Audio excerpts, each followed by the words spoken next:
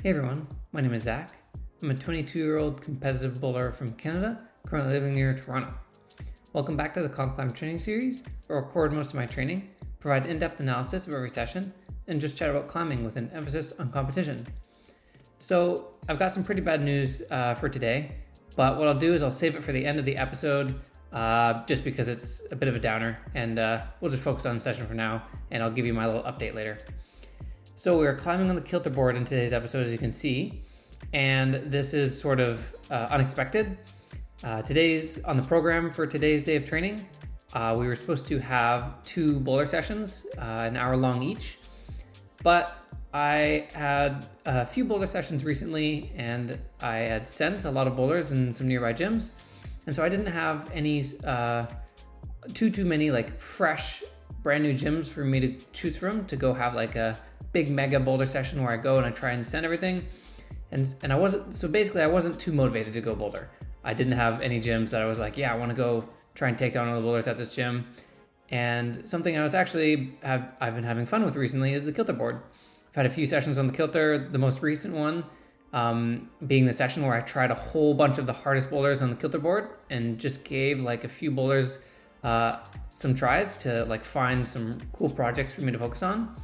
So yeah, in that last session, this was one of the boulders I was trying, for example, and now going forward with our Kilter board sessions, the idea is to focus on 1 or 2 of these boulders that I tried in our sort of testing session and like really try and give them quality time and effort and like focus to try and send them.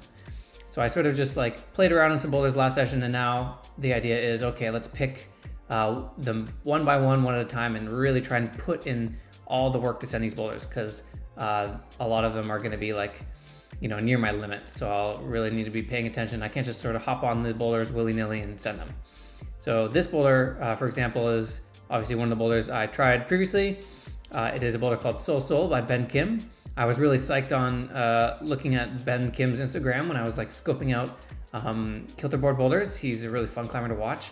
And this boulder was really cool that I saw on his Instagram, and then he said it himself too, so I definitely wanted to try this. And then in our previous session, I was never able to stick the sort of cruxy move off of the undercling pinch, and here I'm finally trying the ending for the first couple times, and I'm able to do it. And the way that Ben Kim does this ending is pretty sick. He basically does sort of what I do at the end there. He loads the left arm fully, and then he actually does sort of a 360 on his Sengo. And I find that the 360 is really hard to do after you've done a few moves earlier, so you'll notice I sort of took the one arm swing and then sort of stayed square and pulled up to the finish. And because the shoulder move is so wide and you're so spanned out, it actually feels too awkward to sort of flop your momentum to the finish hold and do like a campus move. And it's almost sort of necessary to take that one arm swing and load the left and then slowly campus to the finish. So it makes for an epic move. And then you'll see this crazy sequence that I'm trying here in the middle. So this is the move I was not able to stick when we were trying this boulder for the first time. And I was trying some very different beta in that first session. I was trying to do it dynamically, but now I'm able to find this sort of drop knee method. So Ben, you'll notice as well that there's a foothold on the right that I'm not using. So Ben heel hooks that hold in order to get his left hand into this undercling position. But the heel hook is really bad, and I find that heel hooks are a strength of mine, but I just could not heel hook that hold whatsoever on like the first session we were trying it. So I immediately ruled it out. And so what I was doing is sort of substituting the heel hook for this drop knee, and it allows me to get into the undercling position.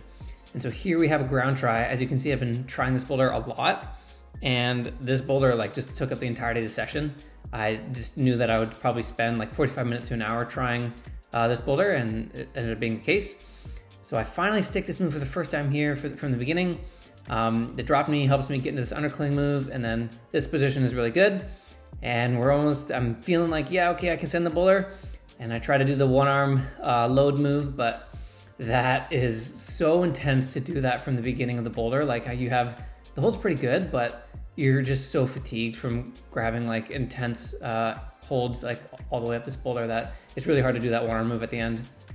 I can't believe Ben Kim does like this sort of 360 move off that hold. That's very impressive. And so I was almost about to give up on this boulder, but because I was probably at I was pushing an hour at this point, and with the Kilter board, I don't like to climb on it for too long. But I said, no, you know what? I just thought of some new beta while I was sitting on the mat looking at this boulder, and I thought that I can probably get my feet on to do the last move, and I don't need to do this sort of campus move. And I had just enough energy to put another Sengo on, and then check this out.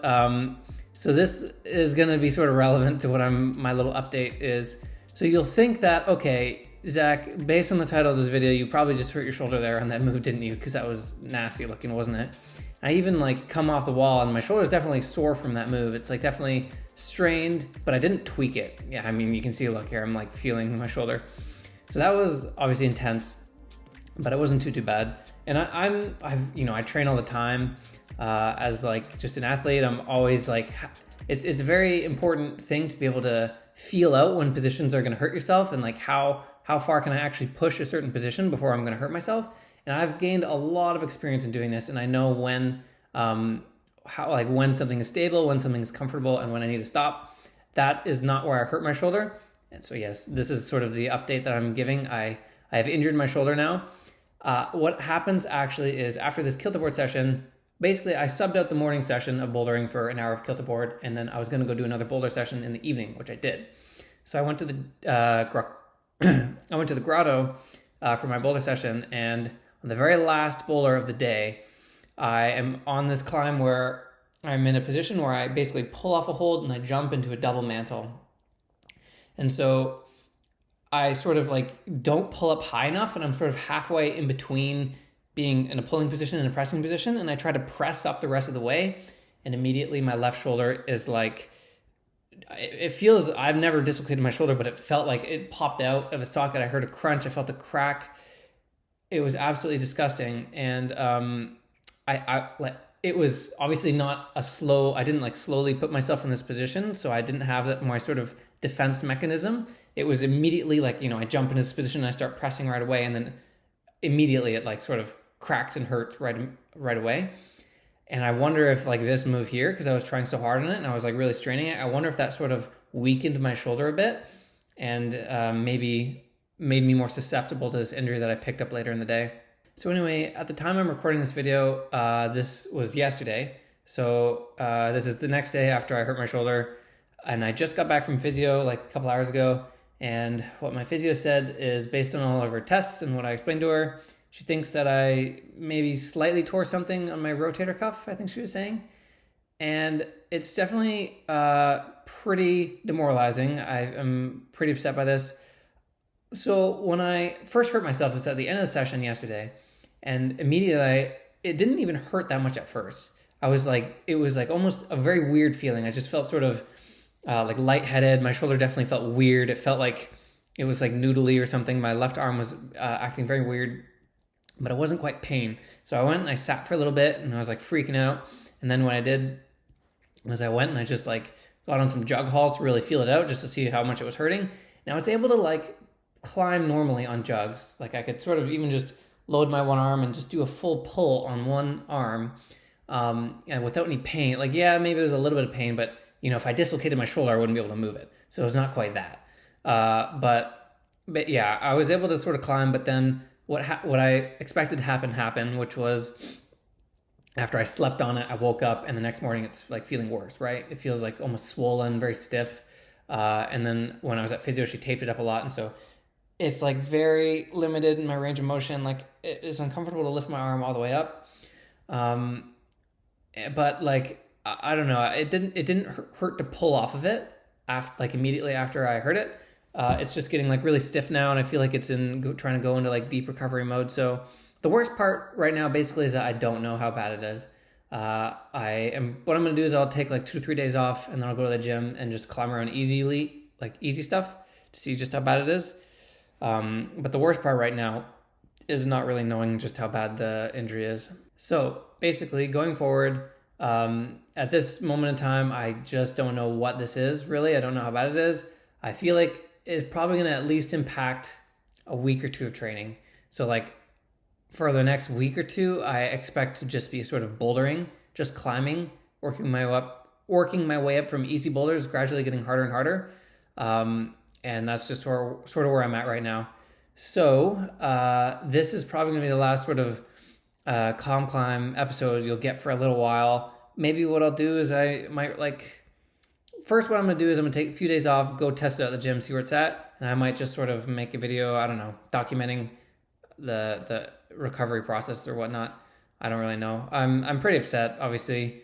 It really sucks. I guess it could be worse. It could be like mid-season. At least the North American Cups aren't in like a month, but this injury feels like it could be affecting the next 1 or 2 months of training.